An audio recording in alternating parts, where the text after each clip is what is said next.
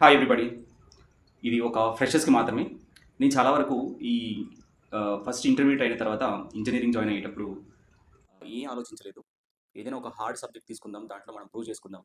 We are coming from the rural background. మనం అంతో ఇంతో నేర్చుకున్నాం కొన్ని చోట్ల.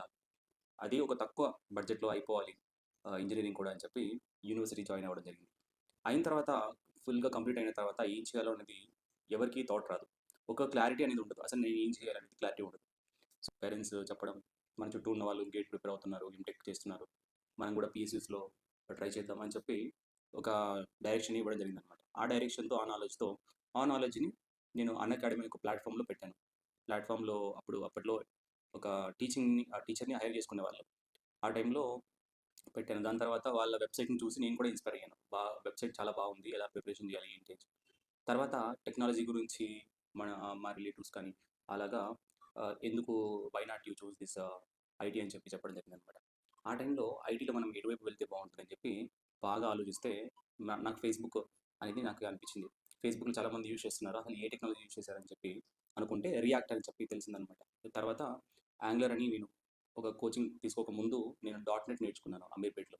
అంటే ఒక డైరెక్షన్ అనేది ఆల్రెడీ వచ్చిందనమాట. ఐటీలో వెళ్తే మనం ఎలా ఉంటుంది. అందులో యూపీఎస్సీ రాశాను. యూపీఎస్సీ రాసినప్పుడు చాలా వరకు టాప్ మెంటర్స్ ఐపీఎస్, ఐఏఎస్ ఆఫీసర్స్తో కనెక్ట్ అయ్యి మాట్లాడడము, తర్వాత వాళ్ళ కెరియర్ గైడెన్స్ తీసుకోవడము.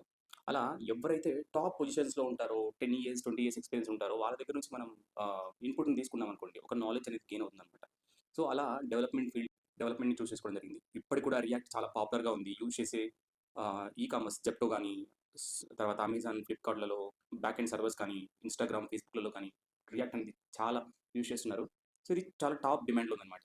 అలా నేను ఫుల్ స్టాక్ డెవలప్‌మెంట్, డిజైనింగ్ ఇలా నేర్చుకుంటూ ప్రజెంట్ ఒక ట్రైనర్‌గా కూడా ఎందుకంటే మనకున్న టైంని 10 మందికి ఇద్దాము, షేర్ చేద్దాం నాలెడ్జ్. దాంతో పాటు ఎంతమందికి షేర్ చేస్తే అంత నాలెడ్జ్ అనేది గెయిన్ అవుతుంది టెక్నాలజీ. కాబట్టి అందరూ కూడా ఒక క్లారిటీ ఆఫ్ మైండ్ ఉండాలి. ఏదైనా మనం లైఫ్‌లో చూస్ చేసుకునేటప్పుడు ఏది పడితే అది వెళ్ళటం, తర్వాత లైఫ్‌ని డిస్టర్బ్ చేసుకోవద్దండి. ఏదైనా కూడా చేయాలి అని అనిపిస్తే మంచి కెరియర్ గైడెన్స్ ఎక్స్‌పర్ట్‌ని మీరు కాంటాక్ట్ అయ్యి వాళ్ళ సజెషన్స్ తీసుకుంటే బెటర్ అని నా థాట్ అనమాట. Thank you so much everybody.